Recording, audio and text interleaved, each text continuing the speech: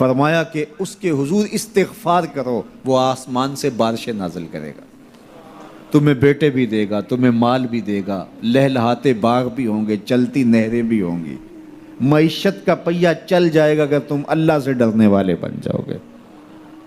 تو آج ہم کہتے ہیں یہ ہو فلاں ماہر اور فلاں شخص ہو تو پھر ہماری معیشت بہتر ہو سکتی ہے۔ اللہ نے کہا استغفار کرنا سیکھ لو، میں تمہارے لیے رحمتوں کے دروازے کھول دوں گا، رحمتوں کے در کشادہ کر دوں گا، پیچیدگیاں ختم ہو جائیں گی، مشکلیں آسان ہونے لگیں گی اگر تم اللہ سے ڈرنا سیکھ جو، اس کے حضور استغفار کرنا سیکھ جو۔ اور اگر تم ایسا نہیں کرو گے تو تمہارے اوپر نیچے سے عذاب نازل ہوگا۔ وَهُوَ الْقَادِرُ، وہ اس بات پہ قادر ہے، ان یبعث علیکم عذاباً، کہ وہ تمہارے اوپر عذاب نازل کرے، تمہارے اوپر سے، تمہارے نیچے سے۔ اللہ اکبر۔ اوپر کا عذاب کیا ہے کہ آسمان سے پتھر برسیں، نیچے کا عذاب کیا ہے زلزلے آئیں، یا پھر زمین فصل دینا چھوڑ جائے، زمین بنجر ہو جائے، یہ نیچے کا عذاب ہے۔ حضرت عبداللہ ابن عباس رضی اللہ تعالیٰ عنہ فرماتے ہیں اوپر کا عذاب یہ ہے تمہارے حکمران نااہل ہوں، اور نیچے کا عذاب یہ ہے تمہاری اولادیں نافرمان ہو جائیں۔ یہ اوپر اور نیچے کا عذاب ہے جس میں تمہیں مبتلا کر دیا جاتا ہے۔ یہ کب ہوتا ہے؟ جب تم اللہ کے حکموں کے نافرمان ہو جاؤ۔ جب چند لوگ اللہ کے نافرمان ہو جاتے ہیں تو پھر ان چند لوگوں کو انفرادی اذیتوں میں اور مشکلات اور پیچیدگیوں میں مبتلا کیا جاتا ہے۔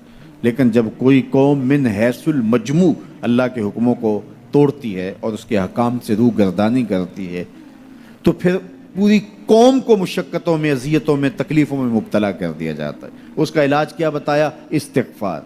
حضرت نوح علیہ السلام نے جو اپنی قوم سے کہا تمہیں مال بھی ملے گا، تمہیں دولت بھی ملے گی، تمہیں بیٹے بھی ملیں گے، سرسبز جو ہے وہ باغات بھی نصیب ہوں گے، ان کی شاخیں پھلوں سے لدی ہوئی ہوں گی، چلتی ہوئی نہریں اور برستی ہوئی بارش، ساون کے نچڑتے ہوئے بادل، اور ماحول کی خنکیاں اور خوبصورتیاں اور جمال اور لہلہاتے ہوئے سبزے، اور تمہارے اوپر ہر طرح کی عنایات برسیں گی اگر تم اللہ سے ڈرنا سیکھ جاؤ گے اور اللہ کے حضور استغفار کرنا سیکھ جاؤ گے، تمہیں خوشحال اور خوبصورت زندگی عطا کر دی جائے گی۔ اللہ اکبر۔ لیکن اگر تم ایسا نہیں کرو گے تو تمہاری معیشت تنگ کر دی جائے گی۔ استغفار کریں، تقوی کے خوگر ہو جائیں، شکر کرنے کی عادت ڈالیں۔ جو شکر کرتے ہیں اللہ تعالیٰ ان کو اور زیادہ عطا فرماتا ہے، دنیا میں بھی اور آخرت میں بھی۔ اس طرح دوسروں کی پریشانیاں دور کریں، اللہ آپ کی پریشانیاں دور کرے گا۔ بانٹنے کا مزاج پیدا کریں، آپ کے پاس جو بھی ہے بانٹ دیں، علم ہے تو بانٹیں، خوشیاں ہیں تو بانٹیں، آپ کے پاس دولت ہے تو لوگوں کے دکھ اس دولت سے دور کرنے کی کوشش کریں۔ جب آپ بانٹنا شروع کر دیں گے تو آپ کا رب آپ کو عطا کرنا شروع کر دے گا۔ یہ بات ہو نہیں سکتی کہ انسان کی زندگی میں مشکل نہ ہو۔ جب انسان کو پیدا کیا گیا تھا، اس کا خمیر گویا گیا تھا، تو 39 دن تک اس کے خمیر پر مٹی جو گوندی گئی تھی انسان بنانے کے لیے، اس پر 39 دن دکھوں کی بارش ہوئی تھی اور ایک دن خوشیوں کا می برسا تھا۔ تو انسان کی زندگی میں خوشیاں اور غم اس تناسب سے ہیں۔ لَقَدْ خَلَقْنَا الْإِنسَانَ فِي قَبْضٍ، انسان کی زندگی مشقتوں کا مجموعہ ہے، حالات کی تلخیوں کے سے مقابلہ کرنا پڑتا ہے۔ لیکن حالات مشکل ہو جائیں تو ان سے نکلنے کا راستہ کیا ہے؟ تو سنیے قرآن کیا کہتا ہے، وَمَن يَتَّقِ اللَّهَ يَجْعَلْ لَهُ مَخْرَجًا وَيَرْزُقْهُ مِنْ حَيْثُ لَا يَحْتَسِبُ۔ جو اللہ سے ڈرنے لگ جاتا ہے، تقوی اختیار کر لیتا ہے، تو پھر اللہ تعالیٰ جل شانہ اس کے لیے مخرج پیدا کر دیتا ہے، یعنی اس مصیبت سے نکلنے کے اللہ راستے دیتا ہے۔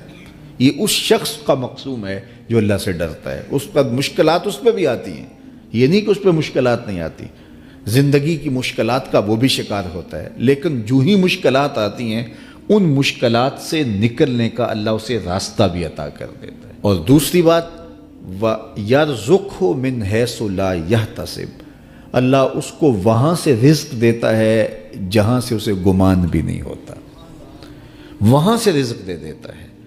بندہ تو یہ کہتا نا کہ مجھے یہاں سے ملے گا، یہاں سے، ایک بندے کی منصوبہ بندی ہے، لیکن جو اللہ سے ڈرنے والا ہوگا اللہ اس کو وہاں سے رزق دے گا جہاں اسے گمان بھی نہیں ہوگا، خیال بھی نہیں ہوگا کہ یہ راستہ بھی حصول رزق کا ہو سکتا ہے۔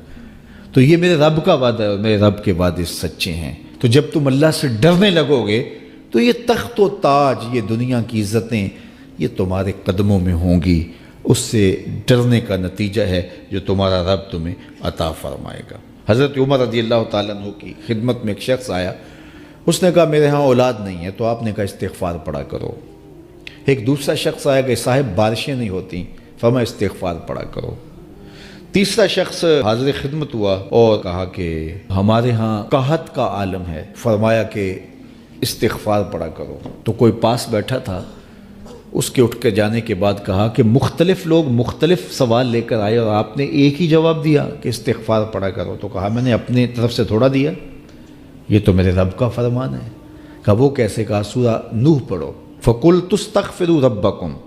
حضرت نوح علیہ السلام نے اپنی قوم سے کہا کہ اپنے رب کے حضور استغفار کیا کرو، اِنَّهُ كَانَ غَفَّارًا۔ اس کا نتیجہ کیا ہے؟ جب تم استغفار کرو گے تو وہ تمہارے گناہ بخش دے گا۔ ایک تو فائدہ اس کا یہ ہوگا، وَيُرْسِلِ السَّمَاءَ عَلَيْكُمْ مِدْرَارًا، آسمان سے موسلادھار بارشیں بھی برسیں گی، وَيُمْدِدْكُمْ بِأَمْوَالٍ وَبَنِينَ، اور اللہ تمہیں استغفار کی برکت سے مالا مال بھی کر دے گا، وَبَنِينَ، اور تمہیں بیٹے بھی عطا کرے گا، وَيَجْعَلْ لَكُمْ جَنَّاتٍ وَيَجْعَلْ لَكُمْ أَنْهَارًا، تمہیں باغ بھی عطا کرے گا اور تمہیں چلتی ہوئی نہریں بھی عطا فرمائے گا۔ آج میں سمجھتا ہوں کہ پاکستانی قوم کو اجتماعی استغفار کی ضرورت ہے۔ آپ کے دریاؤں کا پانی سوکھ گیا، استغفار کریں گے اللہ تعالیٰ ان کو پانیوں سے مالا مال کر دے گا، بارشیں ہوں گی، قحط سالیاں دور ہوں گی، بے اولادوں کو استغفار سے اولاد نصیب ہوگی، اور معیشت کی بہتری جو ہے وہ استغفار کے ذریعے سے ہوتی ہے۔ تو یہ 5 چیزیں بیان فرمائیں، تو استغفار سے خوشحال زندگی کا تصور ابھرتا ہے۔